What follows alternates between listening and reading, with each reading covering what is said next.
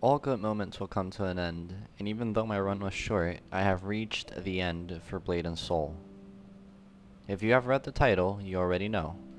As of May 11th, 2022, I have been banned from Blade and Soul.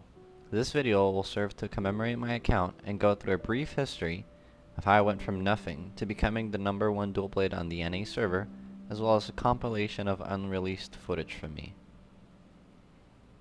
So, before the story starts, I will address the elephant in the room, the reason for my ban. Not entirely sure to the specific reason, but I believe that multi-tool and mods came into play, as I used both a font and damage indicator mod. My ban has been permanent, and even though the reason is stated to be, our system detected a known third-party program used to automate gameplay and or gain an unfair advantage in association with this account. I never automated any sort of gameplay, as that is an unfair advantage.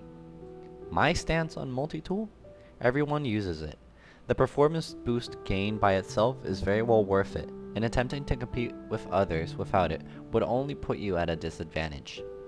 Blade and Soul's stance should be to either completely allow it or completely ban it, not have an in-between where you can be banned any day for any reason, as I have.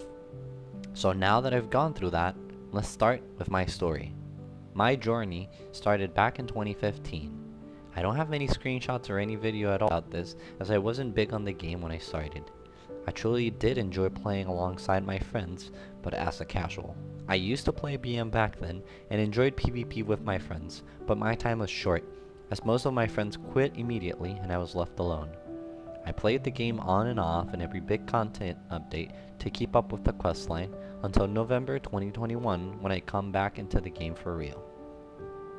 At this point, my original BM was still active and I started to play on it. The truth is, this game is very confusing, especially for newer players. Most guides are atrocious and don't explain content mechanics from a noob standpoint. I tried to gear up my character and level up my weapon without call to arms, and it was a very bad experience. Right around this time, I was blessed with the opportunity of meeting Elitric, the Warlock, who very kindly gave me upgrade materials for free and explained the current gearing meta. As I started to play Blade Master more and more, I became unsatisfied with its playing style and wanted to enjoy something different. I had managed to meet a player called Lucifina who used to play Dual Blade. They explained the core of the class, which was enough to bring me into it. Using a level voucher, I made my new Dual Blade and got right into gearing it, running easy trains for gears, grinding aerodrome, and slowly learning the game's mechanics, as well as becoming more and more talented with the class. Unsatisfied with the current guides on YouTube on how to play Dual Blade, I finally stumbled upon this video. This guide made me understand the class way more, as I was using Rain's XML for Simpa mode. My mind was blown as I played the class more and more, as I started to notice it was a huge DPS powerhouse when played correctly. At this point, I started making my original videos as sort of a rotation check, as well as dual blade exposition, as most NA dual blade videos were not very helpful on how to play the class. My grind for aerodrome accessories took from November 29, 2021 to January 16, 2022, where I finally got my necklace drop. It wasn't until that same day that my Blade and Soul career completely changed. You see, up until this point, I felt like a nobody. I hadn't cleared 8051, I still had much to learn from my class, I didn't know much about other classes, and aside from Elitric, I hadn't met anyone else, as I usually just did Pug 80 runs. On January 16, 2022 is when I met Quinera. Quinera is an ex-Blade Master player who started playing Dual Blade on what was the third most geared Dual Blade at the moment. His damage was way above mine. However, he didn't have much experience with the class. We traded our Discord information and began talking every day, sharing information, doing dailies together. A bit after this, Substratum released, and we started a 3 to 4 day grind where I overall slept around 20 hours on those days, while we climbed as fast as we could, and we managed to get the new mythic accessories as fast as possible. We did our first sub 51 clear. I uploaded these runs to YouTube, I felt it was about time to start making guides, as I was decently experienced with the class and I had cleared both AD 51 and sub 51. Around this time, I made my guide video and uploaded my runs. At this point, with sub 51 and AD 46, I was at number 2 DB. Since I was 51 and sub in AD, had my guide videos, and all my accessories were already at +6, I decided to take my time and start helping other players out, mainly by chatting in BNS Academy, whispering players in game, as well as whispering other dual blades so I could tell we're new. On February 3rd, 2022, Quinera sold his account to me and switched to a Warlock.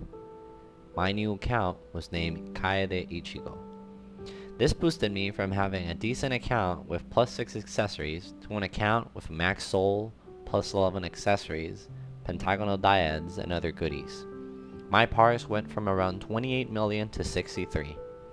At this point, I decided to make a clan, Windy Summer, and dedicate it to new players, trying to help as much as I could, with weekly raids, guides, learner runs for FOE, sub, and AD. I set out to help as many players as I could.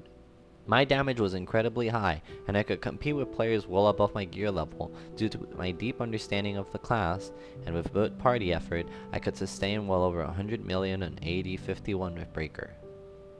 However, 51 was not the end. Once I gained Kaede Ichigo, I automatically became number 1 DB with my damage bump. However, I wanted to push myself even more and widen the gap between 2nd place and 1st place. With some effort, I managed to arrive AD and sub 56 alongside 3 other party members who I cherish very much. Their names are Quinera, Kurusu Eva, and Elitric. Sadly, due to repetition, I started becoming unmotivated on the game as I already complete most of my goals. I had a successful guild, I became number 1 for my class, I made guides for DB, and I became a pillar of assistance in the game. I stopped logging in at around March, after playing every day for more than 4 hours a day at least, ever since I had started. My grind was over. When CSC came out, rerolls came out too and changed the whole leaderboard, and I lost my number 1 DB status. This came as a small heartbreak as I no longer held the title, but I was happy for the newer players that did. I decided to go out and help them as much as I could, as well as exchange my experience with different fights, and share deep knowledge of the class talents and limits. While I didn't know a lot about the class, I was far away from being perfect with it, which is why I enjoyed sharing information with Nora, who used to be number 1 DB in EU before reroll too. My CSC grind didn't last long as I wasn't too interested in the gear from it, and making a guide wasn't very useful as it was very simple. I took it upon myself to reach 1 billion damage in a CSC burst and explore the party meta for substratum to maximize damage.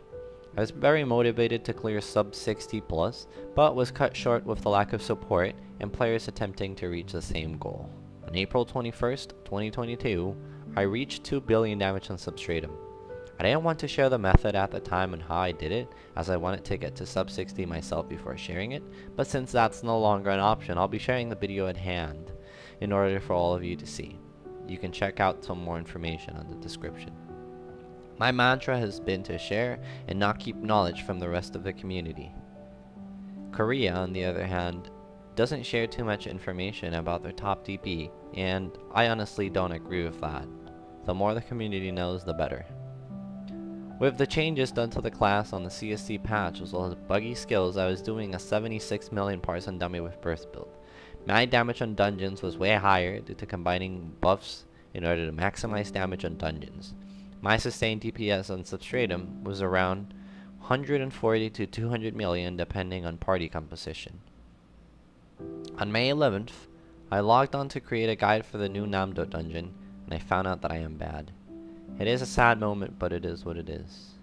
So what holds for the future? Depending on feedback, I might create a DB guide with my original DB account for this new dungeon. I will most likely wait for reroll voucher to come out and acquire a new account, which I will keep hitting as I rank up again and make guides. Subscribe, as this might or might not be the end for the channel in terms of Blade and Soul. On a closing note, I want to thank all of you who motivated to keep me playing. Quinera, Silver, Alitric, Karusu, Nora, Sins, Rashi. And most importantly, thank all of you for viewing my guides, commenting, DM me on Discord, or whispering in-game with thanks. You guys are the real MVPs, and you guys are the reasons I kept going. Thank you from the bottom of my heart for all of these happy memories. And with this, I will sadly log out for the time being. As I stated, thank all of you for your help, your chats, the memes, the moments we've shared. It was very, very fun, and I make these videos mostly to remind myself in the future of all these happy memories I have. Thank you so, so much.